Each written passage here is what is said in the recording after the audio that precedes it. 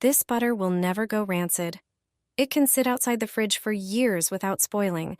Take a pan and add 4 cubes of butter with the highest fat content. Heat the butter over low heat until it melts. It's important not to stir the butter while it's heating. Once melted, you will see foam on top.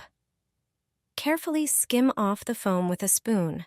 Repeat this process as many times as necessary to remove all the foam. When the butter is perfectly clear in color, remove the pan from the heat. Slowly pour the clarified butter into a glass container using a strainer to remove any remaining foam.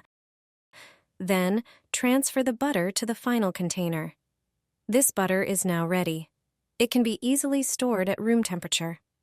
Clarified butter is an incredibly versatile product that can be used in nearly any type of dish.